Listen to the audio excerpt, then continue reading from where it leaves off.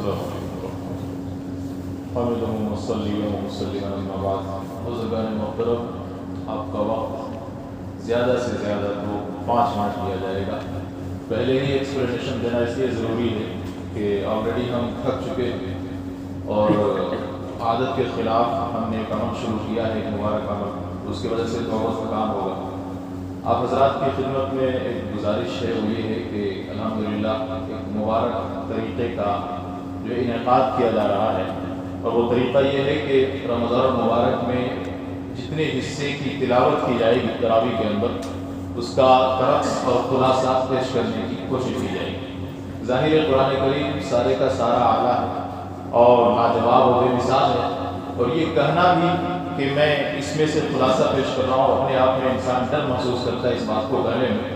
बस ये कह सकता है कि इन आला चीज़ों में से चंद आला चीज़ें बयान की जा सकती हैं, और वो चंद आला चीज़ें वो हैं। सबसे पहले हमने आज सूरह फातिहा पढ़ा, तमहीद की ज़रूरत नहीं है, बातें बिल्कुल मरबूत अंदाज में नहीं हो सकेंगी क्योंकि वक्त बड़ा कम है। सबसे पहले हमने सूरह फातिहा पढ़ा।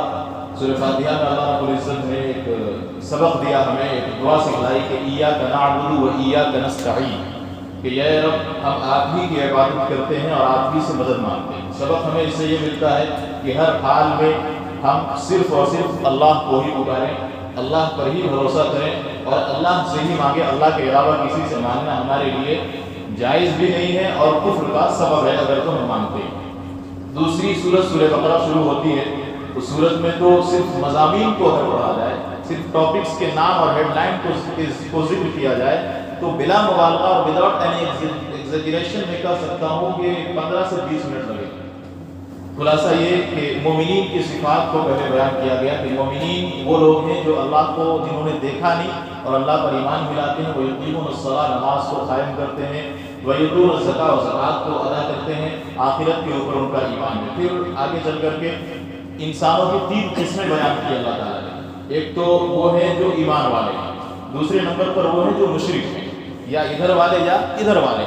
तीसरी कैटेगरी एक अल्लाह तबारक व तआला ने बयान फरमाई वो मुनाफिकीन की है कि जो ना इधर है ना इधर है, ला इलाहा हाउला वला इलाहा हाउला। सूरह जो है निसा में ये आयत हम पढ़ेंगे 2-3 दिनों के बाद इंशाअल्लाह। कुरान करीम में अल्लाह ने बयान फरमाया कि जो किसी तरफ नहीं, उधर जाते हैं तो उनके हो जाते हैं, मुसलमानों से मिलते हैं तो मुसलमानों के हो जाते हैं। और इनके बारे में अल्लाह ने फरमाया कि ये सबसे परले दर्जे के बदमाश हैं, शैतान हैं, मेरे नाफरमान हैं, और कल क़यामत के दिन सबसे ज़लील तरीन आज़ाब अगर किसी को दिया जाएगा तो ये मुनाफिकीन। इससे हमें ये सबक मिलता है कि हम इन तीनों कैटेगरीज में से मोमिनीन की कैटेगरीज में दाखिल होने की कोशिश करें, मोमिनीन कामिलीन बनने की कोशिश करें।